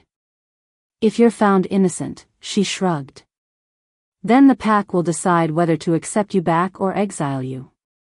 You can't do this, Corvin whispered, but there was no conviction left in his voice. I just did. Sable turned away from him, facing the council. That's my offer. To all of you. Change with us or be left behind. Help us build something better or watch from the sidelines while we do it without you. But either way, the old hierarchy ends today. Elder Stellan was quiet for a long moment. Then, slowly, he inclined his head. Not submission. Acknowledgement. You've won this round, Black Omega. The council will consider your proposal. It wasn't everything. It wasn't even close to everything. But it was a start. And as the sun broke over the horizon, painting the clearing in gold and rose, Sable felt something she hadn't felt in years. Hope. 3 months later, Sable stood on the balcony of what had once been called the council chamber and was now simply known as the assembly hall. Below her, wolves gathered. Not just pack wolves, but rogues and outcasts who'd lived on the fringes for decades. Not just alphas, but omegas who'd never had a voice before. Families who'd been torn apart by the old hierarchy, now tentatively trying to rebuild in this new world that was still so fragile, so uncertain. The transformation hadn't been easy. Nothing worth doing ever was. Elder Stellan had kept his word. The council had considered her proposal. Argued about it for weeks. 3 of the 7 elders had refused outright, choosing exile over change. 2 had agreed with conditions. And 2, including Stellan himself, had shocked everyone by not just accepting but actively helping to dismantle the power structures they'd spent centuries maintaining. I'm tired, he'd told Sable during one of their late-night strategy sessions. Tired of ruling through fear. Tired of watching young wolves break under the weight of expectations they never asked for. If you can build something better, Black Omega, then I want to help. Even if it means giving up everything I've known. The packs had been harder to convince. Some had embraced the changes eagerly, like Corvin's former pack, who'd elected that scarred female, Mira, as their new alpha and had become one of the strongest voices for reform. Others had resisted, clinging to the old ways, viewing Sable as a threat rather than an opportunity. There had been battles. Small ones, thankfully. Challenges from alphas who thought they could defeat her, take her power, restore the old order. They'd learned quickly that a fully awakened firstborn wasn't something you defeated through brute strength. Sable had ended each confrontation without killing anyone, but the demonstrations of her power had been memorable. Effective. And through it all, Draven had stood beside her. Not as her protector or her controller, but as her partner. Her equal. They'd work together to draft new laws, new structures, new ways of organizing the kingdom that honored strength without making it the only thing that mattered. It was messy. Complicated. Filled with compromise and frustration and nights where they both wondered if they were making things better or just different. But it was working. Slowly, painfully, it was working. "You're brooding again," Draven's voice came from behind her, warm with affection. He wrapped his arms around her waist, resting his chin on her shoulder. "That's supposed to be my job." Sable leaned back into him, feeling the steady beat of his heart against her spine. The bond between them had only grown stronger over the months, deepening into something that felt less like fate and more like choice. Daily choice. The decision to keep choosing each other even when it was hard, even when they disagreed, even when the weight of what they were trying to build threatened to crush them both. "Just thinking," she murmured. "About how different everything is now. About my mother." Her voice caught slightly. "Wishing she could see this. See what we're building." "She can." Draven's arms tightened around her. "Maybe not physically, but I believe she knows. That all the firstborn who came before you, who sacrificed everything to keep the bloodline alive, they know. And they're proud." Sable hoped he was right. Hoped that somewhere, her mother was watching and understanding that her death hadn't been meaningless. That it had sparked something that couldn't be extinguished. Movement in the crowd below caught her attention. The wild wolves who'd answered her call that first night were there, integrated now into the new pack structures. Not forced to submit to alphas, but choosing to work alongside them. Equals. Partners. And there, at the edge of the gathering, she spotted a young girl. Maybe 12 years old, with dark hair and eyes that flickered between brown and black. Another firstborn. One they'd discovered living in hiding with her grandmother, terrified of what she was, convinced she was a monster. Sable had spent weeks with that girl, teaching her what she'd learned, showing her that power wasn't something to fear but something to understand and wield responsibly. And just yesterday, the girl had smiled for the first time. Had called Sable by name instead of Imam or Black Omega. Had asked if maybe, someday, she could be as strong and brave as Sable was. It had nearly broken her. Because she didn't feel strong or brave. She felt like she was making it up as she went along, stumbling through each day, hoping she was making the right choices. But maybe that was what courage actually was. Not the absence of fear or doubt, but moving forward despite them. "The assembly is about to start," Draven said quietly. "They're waiting for you." The assembly. Another one of their innovations. A gathering where any wolf could bring grievances, suggest changes, voice concerns. It was chaotic. Took forever to accomplish anything. And it was infinitely better than the old system where the council simply decreed and everyone else obeyed or died. "Ready?" Draven asked, pulling back to look at her. Sable turned in his arms, meeting those pale winter eyes that had first found her in a storm, that had seen her at her worst and chosen her anyway. "No," she admitted. "I'm never ready. But I'll do it anyway." He smiled, fierce and proud. "That's my mate." They walked into the assembly hall together, and the gathered wolves rose. Not in submission. In acknowledgement. In recognition of what they were trying to build together. Sable took her place at the center of the circle, not elevated, not separated, but among them, and began. "We have a long agenda today," she said, her voice carrying to every corner of the hall. "Disputes to mediate. Proposals to discuss. And I know not everyone here agrees with how we're doing things. That some of you still think the old ways were better. That this," she gestured to the mixed assembly of alphas and omegas and rogues all sitting together, "this is chaos." Murmurs of agreement from some corners. But also sounds of support. And maybe it is chaos, Sable continued. Maybe we're fumbling through this, making mistakes, figuring it out as we go. But it's our chaos. Built on choice instead of force. On conversation instead of commands. And every day, we're learning. Getting better. Finding ways to honor both strength and compassion, both tradition and change. She paused, letting her gaze travel across the faces watching her. My mother died believing that wolves like me had no place in this world.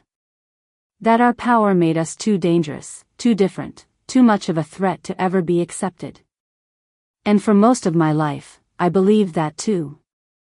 Spent every day trying to be smaller, quieter, less than what I was, because I thought that was the only way to survive.